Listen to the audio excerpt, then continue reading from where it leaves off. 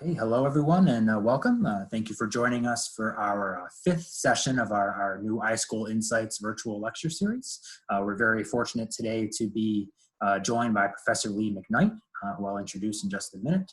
But the iSchool Insights series is something we started this summer to give incoming students and now current students as well a kind of an opportunity to engage with our faculty members, our alumni, our current students, and really learn about the kind of research and the activities that are going on at the iSchool. So I'm very thankful for Professor McKnight for agreeing to participate and give his presentation today, but also very thankful that you're able to join us. So thank you very much. A couple groundkeeping rules before we get started.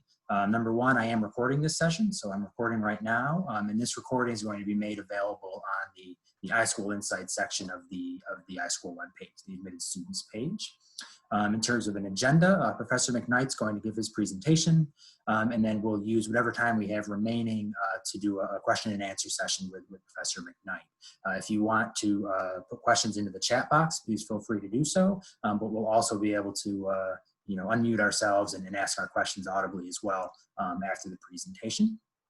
And I'll go over kind of the procedure for asking those questions once we're done with the presentation. But I'm sure many of you are familiar with how Zoom works. So now we have a lot of information to cover, so I don't want to spend too much time on my introduction, but I'll briefly introduce Professor McKnight. He is an associate professor at the iSchool at Syracuse.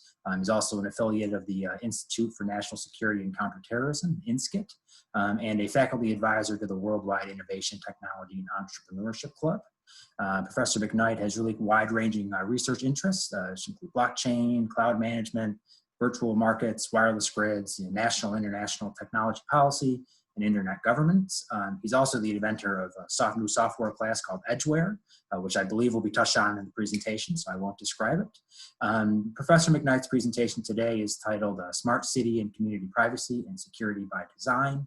And we're really fortunate because he'll kind of give a presentation to give an overview of this research on this topic, and also describe the different ways that this research is being put into use, both at the iSchool and the city of Syracuse and also in communities around the United States and I believe around the world as well. So without any further ado, I'll pass off to Professor Lee McKnight.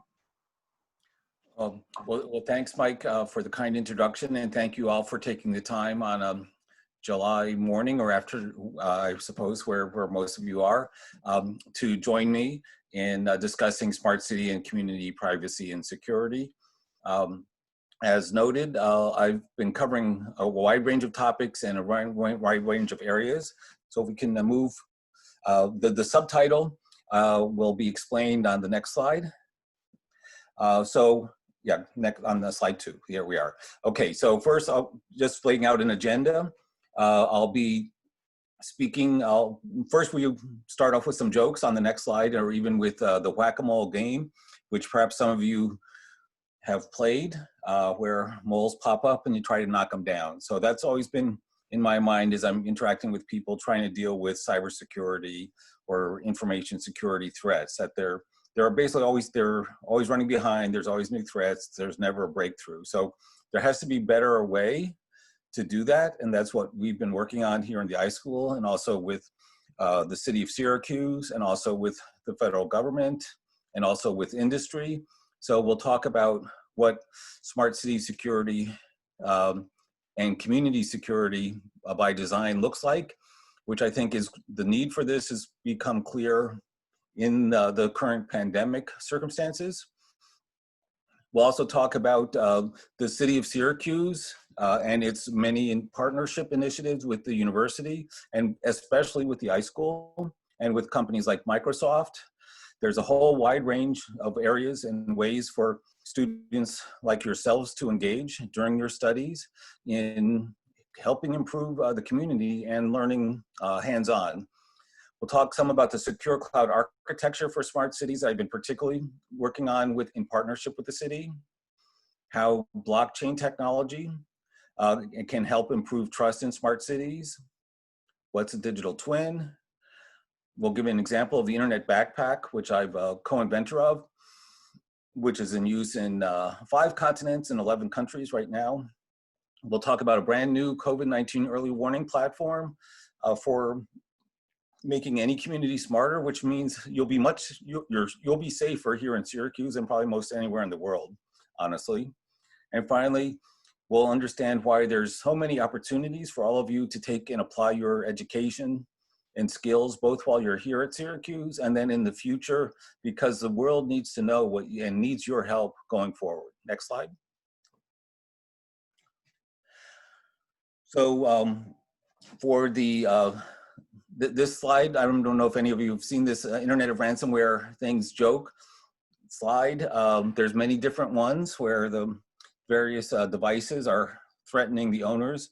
I only just quote out a few of them where the line and the webcam is saying, "Excuse us while we participate in a DDoS attack," or the smoke detector on the roof says, "$30 in Bitcoin," or "Next time I smell smoke, I just might let you sleep." And then my favorite, the broom there saying, "Send me $25 or I'll tell everyone on your social network that you were stupid enough to buy an internet connected broom." Okay, so I think it's a lot of funniness there, but it's also the truth is all of these, any connection to the internet also is a new a new threat surface, a new point of potential attack, and a new vulnerability. So if we're not designing smart cities and communities carefully and thoughtfully by design, we're just setting ourselves up for any number of nightmare scenarios. Next. So I've already been introduced. I'll just say a little bit about what I'm teaching this fall, teaching information security policy, which meets joint with the law school. Also be teaching the undergraduate capstone course, and then later IST 6-way blockchain management, which is online, but starting in September for 2U. So now I mentioned my work with the federal government, National Institute of Standards and Technology. I'm currently on their COVID-19 task force. I'm also part of their Global City Team Challenge, Smart City and Community, long mouthfuls, Cybersecurity and Privacy Advisory Committee, CPAC. And I'm a co-lead on this Cloud Privacy, Security, and Rights Inclusive Architecture Action Cluster, which is another mouthful, but that's really the heart of what this lecture is about. Finally, I'm also on a Smart City Ethics Action Cluster, which is another related group around smart cities trying to address issues like facial recognition in smart cities. That's just at an earlier stage, so I won't talk as much about that. In addition to my academic work and work pro bono in those agencies, I also help out or advise informally. Nobody has to listen to me, but I interact with the city of Syracuse, with the New York State agencies, New York State Energy and Research Development Agency, and currently the governments of Barbados and Costa Rica, Democratic Republic of Congo, Liberia, UN agencies. And finally, I'm on the board of a private company, McKnight International, and so I have a financial conflict of interest. I always mention this up front. With regard to the Internet Backpack, we'll talk about later. Next slide. Okay, so I've been, I'm the older professor with the gray hair, and that also means I've been doing things for a long time. It means also I've been a little obsessive worrying about vulnerabilities around smarter systems, as the intelligence that we're talking about, all those IoT devices in that cartoon, you could see that coming. So this is a picture from the Syracuse airport, and I'll reassure you that's not a real burning plane. This was a training exercise years ago, which we participated in as we were developing what we were calling the Intelligent Deployable Augmented Wireless Gateway, or Advanced Situation Awareness System back then. And we learned a lot of lessons, but it took, and one of the core things we recognize is that these cyber physical systems that are part on the internet and part physical, if you're not thinking about both parts at the same time, you're creating new problems and new vulnerabilities. Next slide.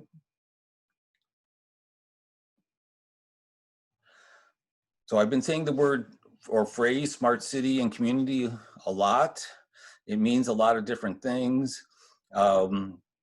and it's not always clear. We could talk about smart buildings. We can talk about the networking technologies like 5G that are coming in. We can talk about ethics. We can talk about individual IoT devices, on and on. So it's in many people's minds, it's a confusing mess, or maybe it doesn't mean that much. But why don't we go to the next slide and try to make sense of it?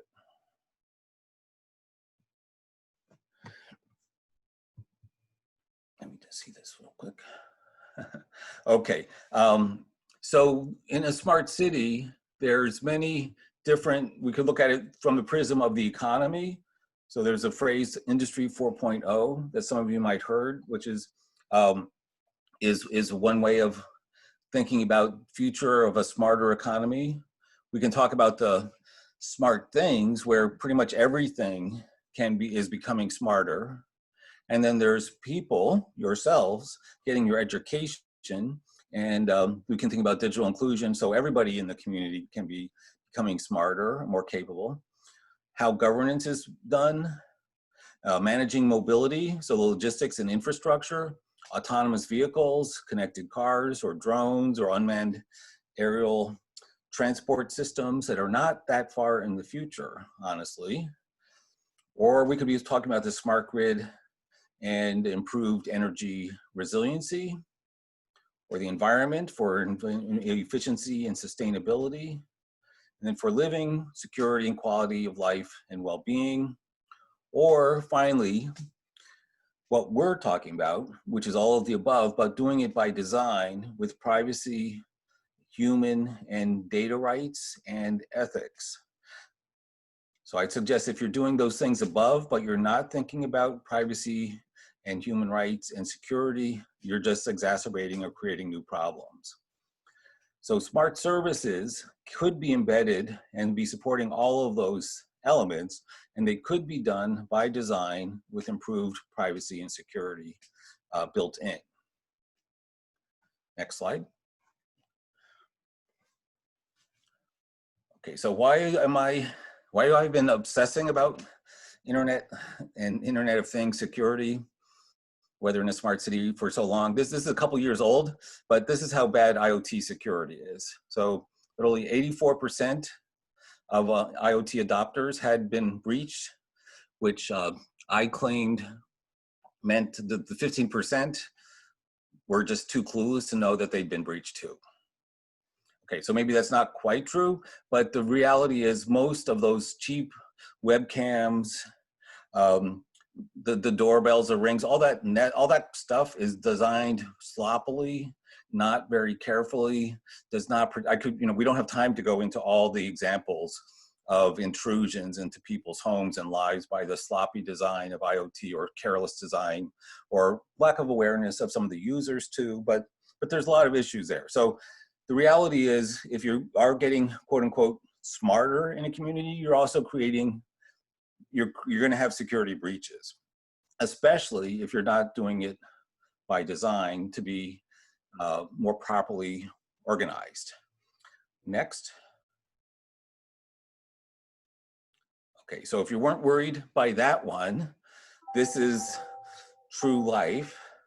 So people like me knew that health medical systems have if we're worrying about those smart things going into communities, what about all the medical devices and the way they connect? Well, the reality is many of them have no security at all whatsoever. So for example, the pacemaker that perhaps your grandfather has, or grandmother, this is true. So people like me knew all of this already, but this company hired another company to do a study because they were basically speculating in the stock market. There was a big merger with St. Jude's Pacemakers, $25 billion merger, and they hired a technical company to evaluate, and they showed that from 3 meters, they could sort of disable or deliver shocks to the pacemaker. From 12 meters, they could compromise if they added on antennas. And from 30 meters, so 100 feet away, using software-defined radio, they could compromise the devices. So that report, when it came out, had the desired effect. It tanked the stock of St. Jude's pacemakers, and Muddy Waters made a ton of money. They were sued by St. Jude's, who claimed what Muddy Waters found was not true. The FDA claimed it wasn't true. And a year later, 1.5 million people had their pacemakers recalled. And if it's if it's literally an embedded device in your body, a recalled pacemaker means surgery. Okay, so this is serious stuff. And this is just one device. Think of all the other medical devices out there that also, I'm afraid to say, many of which have very sloppy or no security controls. Next slide.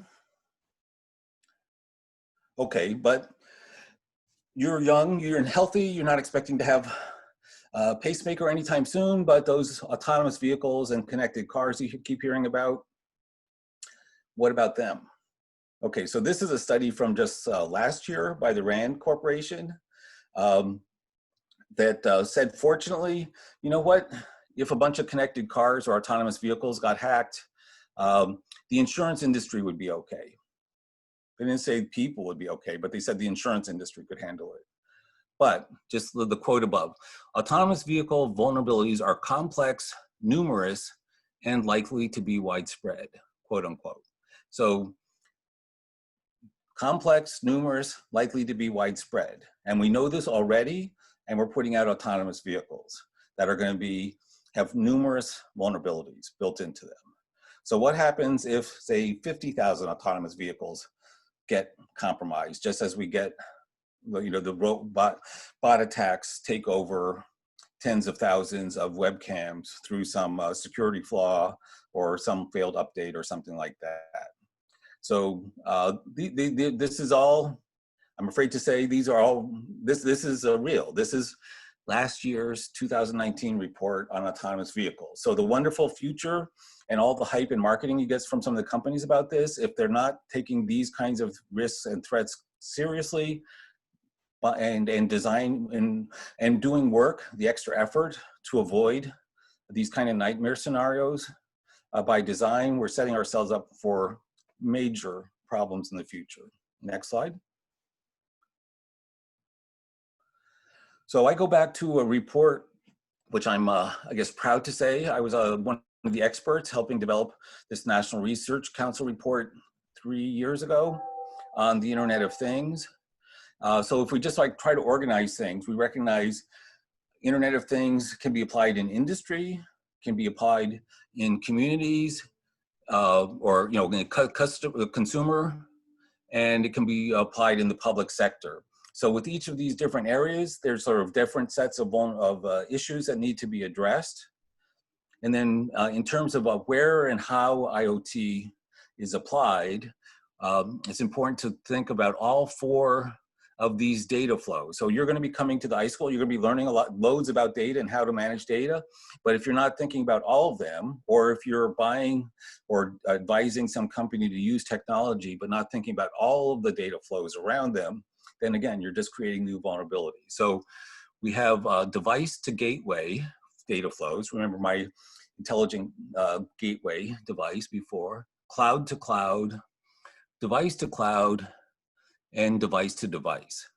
So the reality is any IoT device is connected to the cloud. It's connected to other devices. It's connected in many different ways. And if you're either working with them, applying them, or integrating them, you have to be aware of all of those data flows and be trying to control and manage them. Next slide.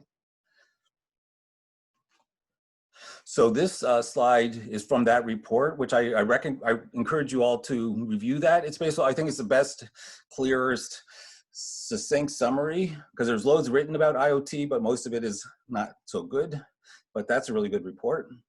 But even that report missed the cloud. So this diagram, they had hardware, network, and software as elements of IoT, but really the cloud itself is hugely important, and is where much of the action is happening, whether for those devices or the applications or the services, or now if we scale that up to a smart city that's full of devices, whether they're by the, used by the city itself or by its citizens or by its companies. Next slide. So now we've finally gotten to the city of Syracuse after I've scared you and say, okay, so there's a lot of work to do. You all have to do better than my generation or even the ones that to make this whole world safer and more secure and with better privacy rights and ethics by design. So the city of Syracuse, as I already mentioned, has been working on something called the Syracuse Surge, which is an initiative to advance the city and the region. There's very deep pockets of poverty, of we'll say racial discrimination and injustice, just miles here from campus that have been sort of left to fester for a long, long time. The city has a very capable mayor, Mayor Walsh, who has helped sort of energize the community and to take on a number of different initiatives, including establishing itself as a smart city center. That would be the smart city center for the whole state of New York, but also on a national scale, attracting partners like Microsoft that I mentioned before and others, and is literally now being stood up in comparison to the Bay Area, Silicon Valley, and Coral Gables, Florida, which is also very capable smart city community.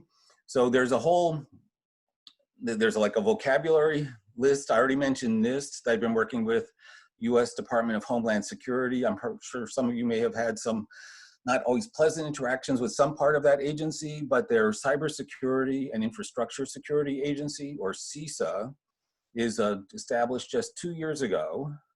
And to help basically all those challenges I was talking about, they're the ones now being finally tasked to say, let's make sure all systems work together and are safe and secure. And we'll be talking about the guidebook.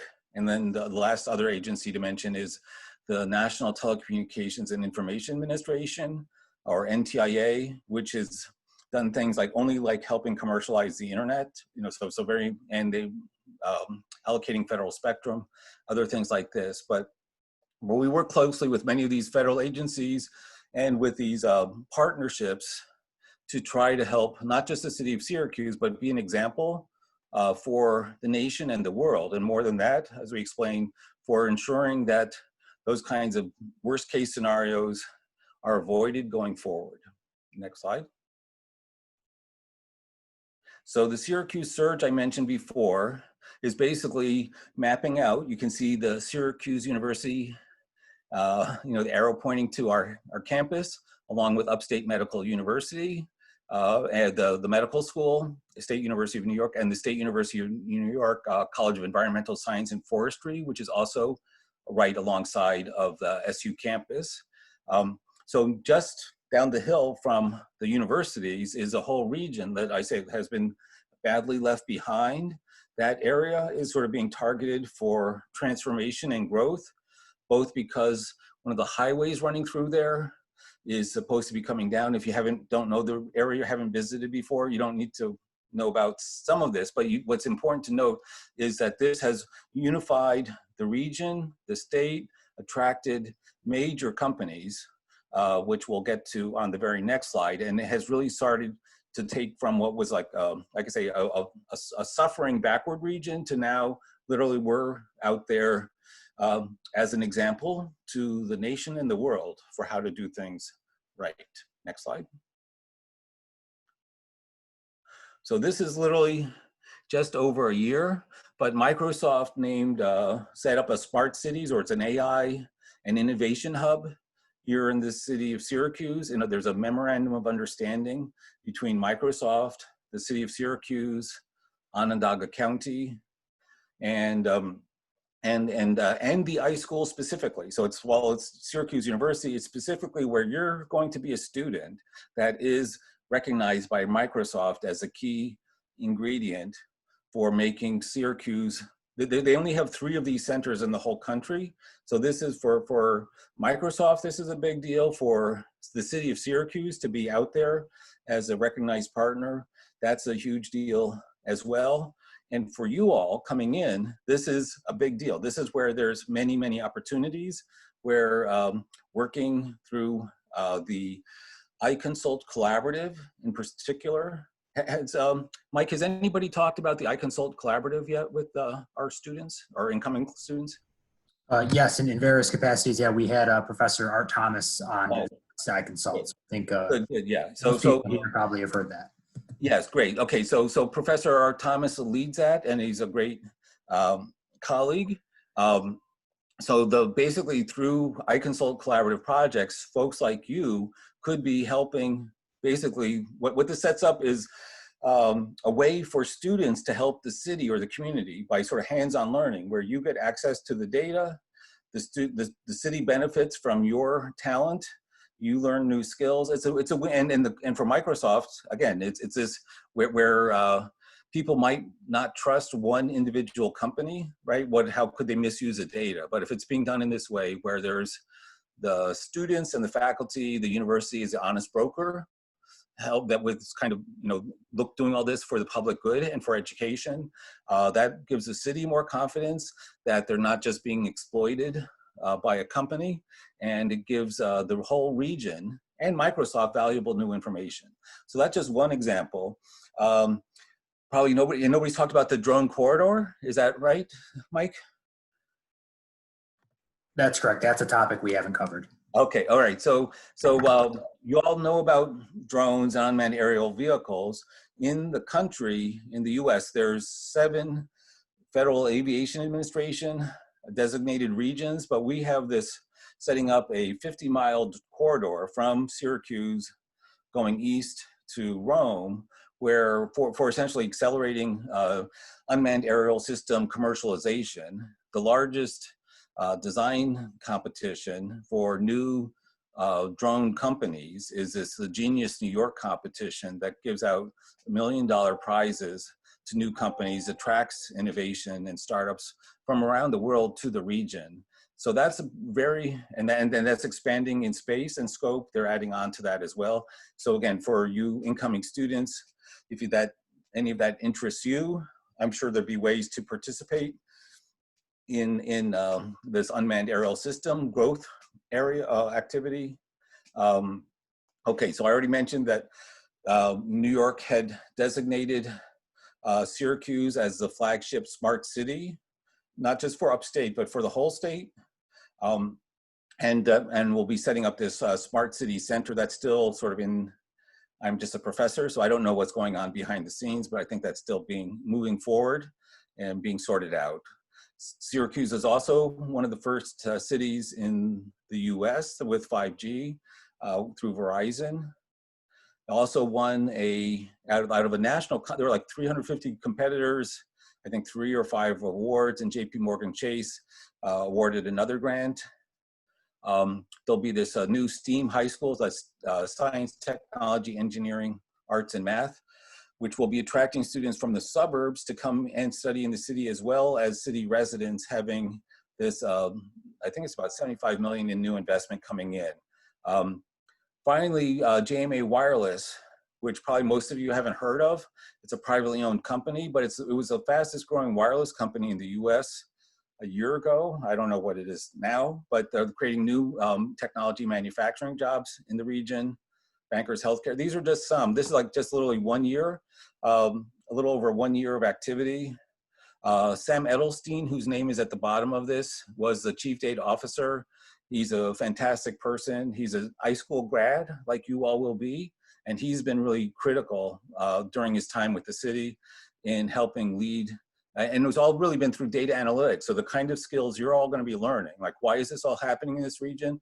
It's because of smart data analysts like you will be helping the community assess its problems and really start accelerating. Next slide. Okay, so to put it simply here, what this partnership's about is essentially improving education for the city, for the students, for the people who live here with access, but by doing this, by giving this improved access to the smart city data. That improves the city's access to talent And I know some of the other people that are working in, essentially in city government in data analyst roles are iSchool grads. And now this attracts through innovation partnerships like with Microsoft that I mentioned, if you haven't read about that one. So in addition to Microsoft, I know there's other big companies that want to join the partnership, and they were careful. So again, Microsoft recognizes like just basically turning Syracuse into a corporate town wouldn't really be good for them. It wouldn't really be good for the city. They're not going to learn as much. So this memorandum of understanding was carefully crafted to be open-ended, so other companies could join on and join in this partnership as it gets more momentum. So there's several other companies that I can't mention because it hasn't been publicly announced yet, but they're kinds of companies that you all want to get internships with and work for in the future. So this is only building momentum, and the pandemic has not slowed the progress. Next slide. Okay, so now I started off by saying, the world's scary and there's 1,000 things to do badly, ways to, mess up systems. So on that Cybersecurity Privacy Advisory Committee that I mentioned, or CPAC, we've developed a guidebook for helping with risk management for all these different things, includes use cases and key questions. That is essentially meant as like a manual to help cities and communities do better and assess themselves and improve their practices. It's kind of thing where you all, again, as along your education, wherever you're from or wherever you're going, and also even in your own spare time, you could be helping your community manage these kinds of risks. Since everybody, it's not just on the job, it's your neighborhood, it's your neighbors, it's your schools that are threatened by ransomware. So the more that you can help one way or another, that's what I'm trying to do. So this is becoming a new federal standard by next year, which is exciting through the NIST office let's get to the next slide. Okay, so the Secure Cloud Architecture Action Cluster I mentioned, this is a specific project centered here on the city of Syracuse, which debuted to the world last. I might pause for a moment and say, anything that I'm saying, like I'm doing, the reality is it's like 5 people like you helping me. And so I'm doing this much, or it's, well, actually in this case, it's somebody who's with KPMG, who's a fresh graduate, but continued to contribute. So just because you study here for a few years, we still want to engage. We know you're smart and capable, and you can help us, and you can help the world. So this Kevin Bornach, whose name is there alongside mine as the editor, he graduated, I think 3 years ago. He's now at KPMG doing very well. And in his spare time, he helped me out and the city of Syracuse and the whole country because on this work around the secure cloud architecture, which we'll get to on the next slide. Okay, but it wasn't just him. There's loads of other people, loads of other companies, loads of other players that release this document. You can just go to the link and look at the full thing, which sort of basically lays out this plan for doing exactly what I said. Building your smart city with privacy, with security, and your rights included in the architecture and the design from the beginning. Next slide. And I've been telling people, basically, if you don't have this, you're not smart. You're not, it's really a bad idea. Because if you're not thinking about all these elements for cyber, physical, security, privacy, and rights, you're just setting up more problems for the future. Next slide. So fortunately, it all boils down, and this is something where, to 3 colors, a color-coded scheme, red, yellow, and green. Red data is personally identifiable information, sensitive information. Yellow data has some restrictions and controls.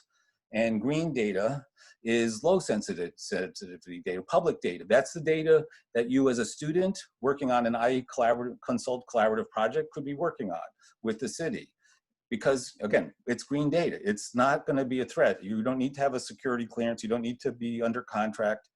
And other element is that the red data, for these cities and school systems, being held up for ransomware, if they just had a backup system to the cloud, then ransomware would be over because there'd be nothing to ransom.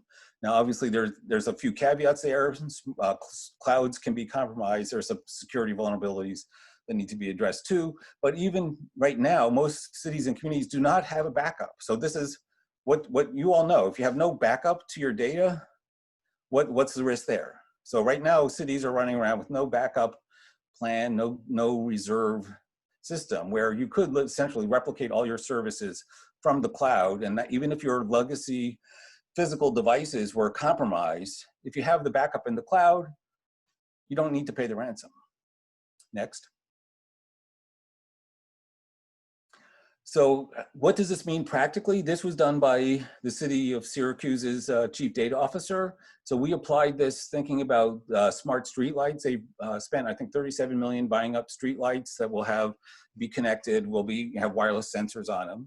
Also monitoring catch basins where it rains a lot here, you might have heard, or snows, but not so much lately.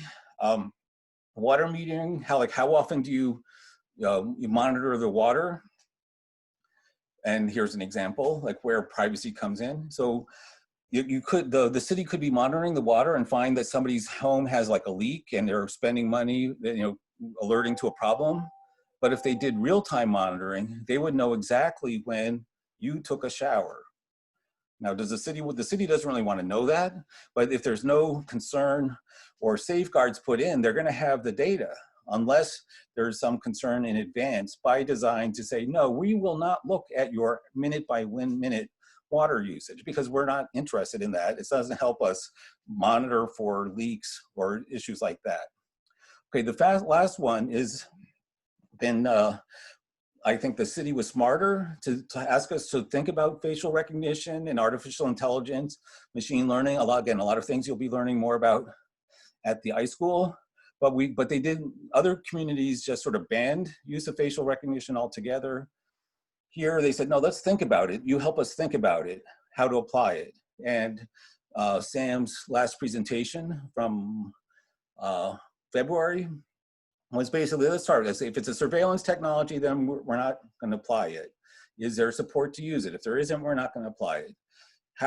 Where is the data? How is it being collected? How is it being used? If you can't tell us that, or you're not telling us that, then we're not going to do it. And then finally, what is the data risk classification? Is this green data, yellow data, or red data?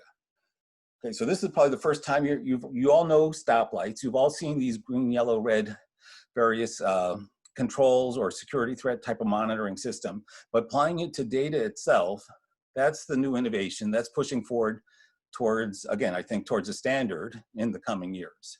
Next slide. Okay, so I'm gonna go faster through this last bit. So blockchain, I teach blockchain management, and we can apply blockchain in various ways to reduce the time and improve the efficiency. Next slide. Consensus is a key concept for this. Is basically, these are things you'll learn about if you take blockchain management while you're at the iSchool. But there's various types of ledgers, distributed ledgers, which are either permissioned or permissionless. And we'll keep moving. Next slide. And then across the Internet of Things landscape, there's all kinds of different applications, from digital health, wearable clothing, connected homes, things that are in your body, on your body, and all that. And again, these are all areas where what you learn in the iSchool, not just from my classes, but you can be contributing in any number of different directions. Next slide. This one, basically this one is, I've given lectures where this is the only slide I showed, as opposed to this one where I dumped a whole lot. So this one I think will save, unless they're for when you come to the iSchool or when we're interacting in the future. But essentially the whole energy grid and utility system has those vulnerabilities I was talking about. But there's ways around it. There's ways to improve things, also in the energy sector. Next slide. What I'm hoping to do is make it fun for you all to learn about these things, because we need new talent. We need the whole the industry does worldwide. So I'm trying to set up labs like this where you get to play with robots and drones and so on, and help manage your energy use and their security and so on. I don't have that set up yet, but maybe by the time before you graduate, you get to play with a robot. or a drone with me. Next slide. This is out of actually a class project from the spring, but saying basically using blockchain to help set up a trading system for energy in a local community. So I think this is, which was also then presented at that same meeting along with the city of Syracuse. Actually, I could say, so I have a student doing a current class project that was presenting at the same meeting that was broadcast around the world, webcast around the world, along with the chief data officer. So as a student here, you're going to get all kinds of opportunities to interact and learn while you're creating new ideas and concepts that are interesting enough that you get, if you're an iSchool student, you get respected in Washington, in industry, in government, because they know you're very capable and you're creative and can do some new things. Next slide. So tying this together, blockchain and IoT, again, this is something where I think you have to take my blockchain management class for me to explain it. Next slide. So I mentioned, Mike mentioned edgeware. Essentially, as we're in this world where all these different objects are interconnecting, then we need to be thinking about having software that helps keep the objects, the data, the users, everything safe and secure. That's what edgeware is. Next slide. I'm going to skip this because we're over time, but digital twins are, you can sort of basically make a digital copy of the whole smart city and be interacting with the digital twin or the digital copy. Next slide. Okay, so the internet backpack is what I talked about, mentioned before. Essentially, this runs on edgeware. It's running in 11 countries and 5 continents. Basically, you open this up, set it up, and you can connect up to like 25 people, up to a couple hundred devices, and set up like not just an internet hotspot, but like a community network, either for a school, for science, for many different reasons. Okay, and now next slide. Okay, so this is also from the very first use of this was for volcano monitoring in the Democratic Republic of Congo. It's been in continuous use there since 2017. And again, when you say that any of these things that I've done, it's really, like I say, dozens, hundreds of students have helped contribute over the years. Next slide. I think this, yeah, so we're able to interconnect multiple packs. There's now a commercial company I mentioned that's starting to produce these commercially. And they run by design safely and securely with no humans managing them locally in most of these countries. Because if you do this right, you don't have all those vulnerabilities we talked about up front. Next slide. Okay, so this whole set of slides is lays out, I think I'm gonna just, bottom line is, well, let's just go to the next slide. So right now with COVID-19, the issue is essentially, even if somebody has it, they may not know, they may be asymptomatic for some period, but they could be interacting with other people. So there's a lot of different challenges. Next slide. So basically what we've set up, and this is why I was saying that Syracuse is a place to be, an early warning wastewater surveillance platform where basically dorms, and I'm hoping the Heinz Hall will have its wastewater monitored. It's anonymous, so it's not any individual, but basically if COVID-19 shows up in the wastewater, it's a sign that there will be more problems and people should be tested. Next slide. So essentially through data collection, we're able to identify, analyze, quantify the transmission, and then aggregate and relay the data. So you can see data all around. So that's why this iSchool professor, I'm on a team with a bunch of microbiologists and wastewater engineers and epidemiologists. So I'm trying to help scale this system, and there's many other iSchool students engaged as well. The whole team building the data observatory for this is iSchool students working with the College of Environmental Science and Forestry. So this is working here in Syracuse. It's working across 12 counties. It's other colleges in the state of New York, other colleges in other counties in other states. We're trying to cascade and blow this out around the world as fast as possible, because this is the cheapest, fastest, and most accurate method for an early warning where COVID-19 exists and where it's absent. So again, come to the iSchool, help us out. Keep going, next slide. This is part of this is not new at all, because it's been done for decades for other illnesses, where if you sample, where it's known the viruses show up in human waste and feces. Next slide. The process itself is cooked down to a number of hours, so it's like within the same day. There's other methods, other people doing this wastewater sampling, but they all take like a week to do. This happens within hours, so you get this advance notice. Next slide. And then where there's a redder area, that means there's more COVID-19 present at that time. And the good news here is, like in this whole upstate New York region, it's way, way down. And we want to keep it that way because we're doing this wastewater monitoring. Next slide.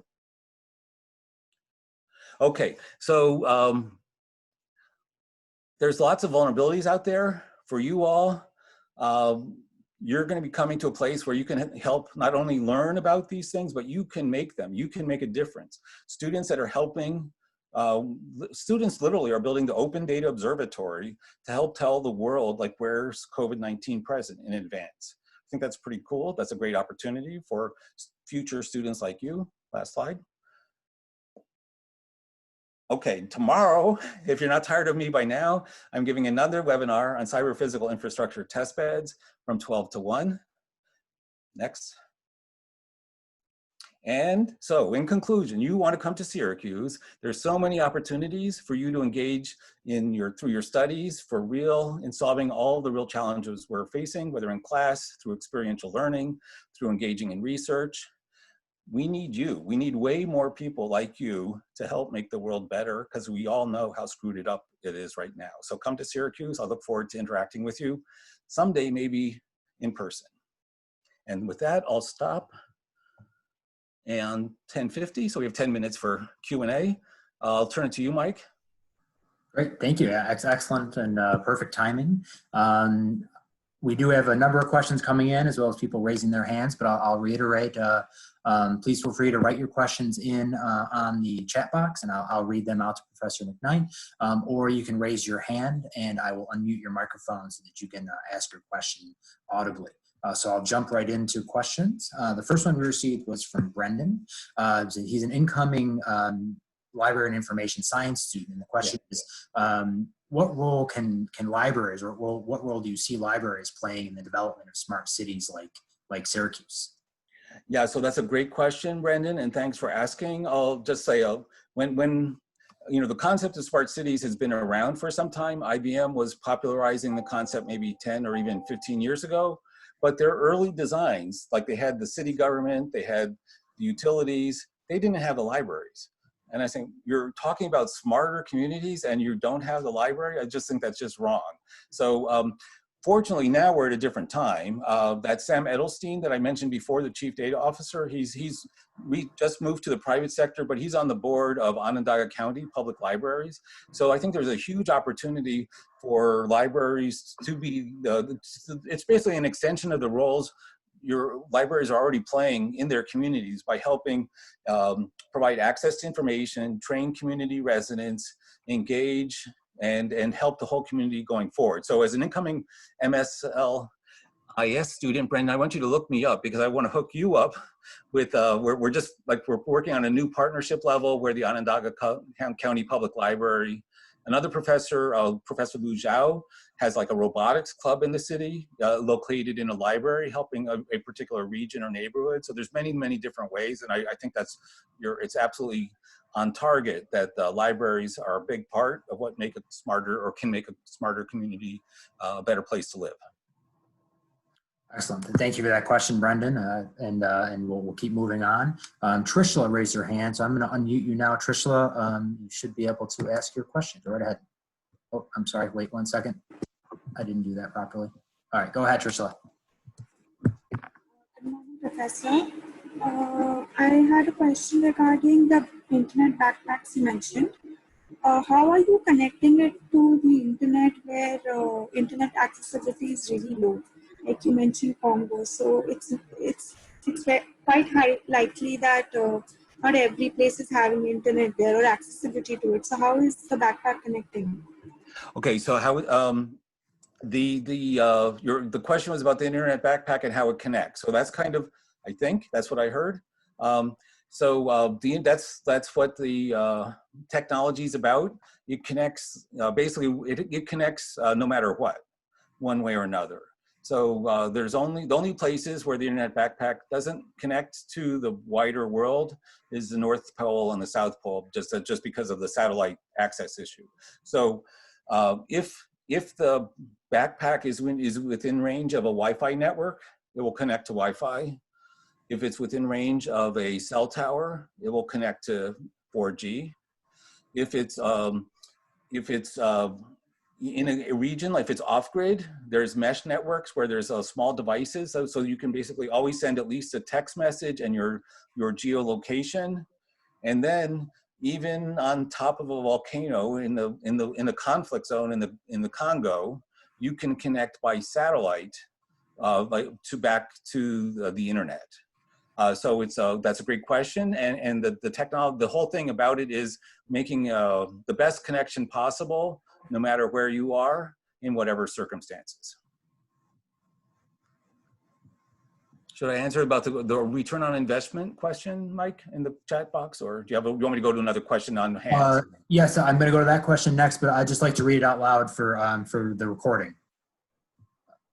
So, so the question is from Joanna or to Joanna. What is the return on investment for a city to become a smart city? So, for example, what is the economic impact for Syracuse? Are you seeing increased real estate values, or are there increased tax revenues, or anything like that? Okay, yeah. So, well, I can say the local real estate market right where I live has just gone nuts in the pandemic, which I don't understand exactly, but maybe it's people wanting to get out of the city of New York and someplace less densely populated. But in general, we can say when you have companies like Microsoft, investing in the city, they're going to have not a huge staff here, but it's put by doing what the city of Syracuse has done, it's put the city and the region on a national map and in targets of conversations for new jobs and new investments. So it's definitely had a positive impact in energizing the local regional economy, which is still not to pretend it's not got problems, or we wouldn't have these deep pockets of urban poverty. So everything's not all better. There's still much to be done, but this is really in just a year or two, maybe 2 years of actual formal notice. So I think it will increase revenues. It will increase. It's increasing real estate values right where I live. And I think longer term, we'll have many different benefits. Want to go back to the hands up? Yes, I will unmute Gundesha. Sorry if I'm mispronouncing your name, but I'm unmuting you now. I think. Yes, go right ahead.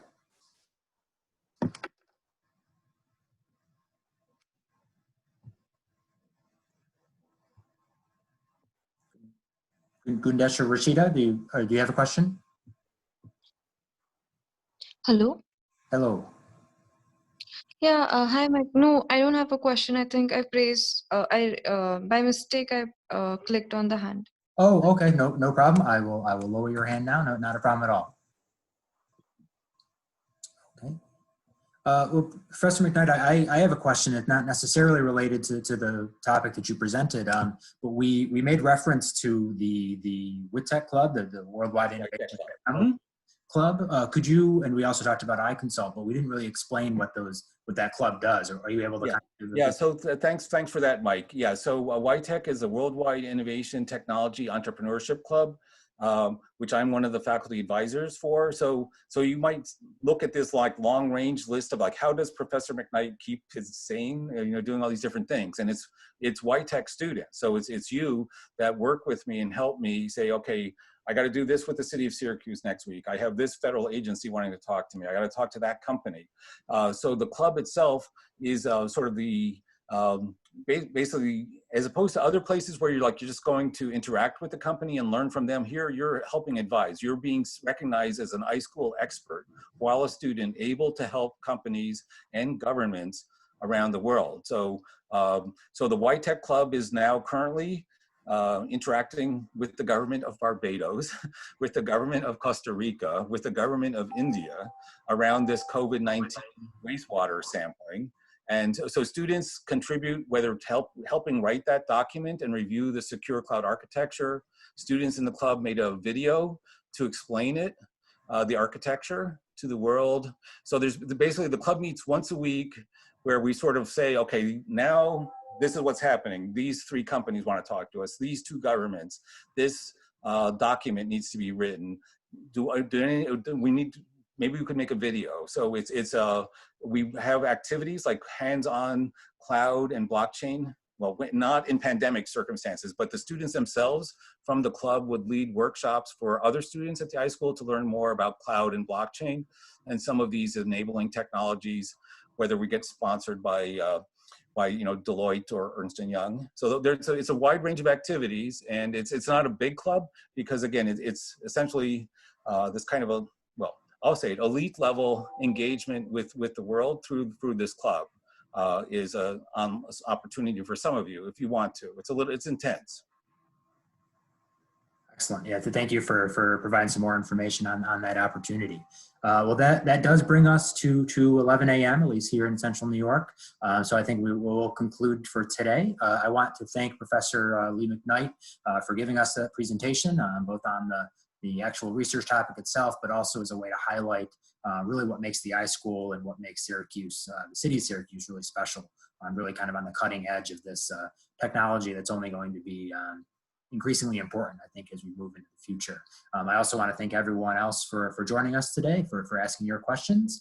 And we'll be certain to, we'll have more of these iSchool Insights lectures throughout the summer as well as throughout the fall. So please stay tuned for upcoming topics. But again, I want to thank Professor McKnight, and thank you all again for joining us today. And we hope to see you soon. So thank you very much. Thanks, Mike. Thank you all for coming. Stay in touch. I look forward to be interacting with you future. Bye. Bye-bye.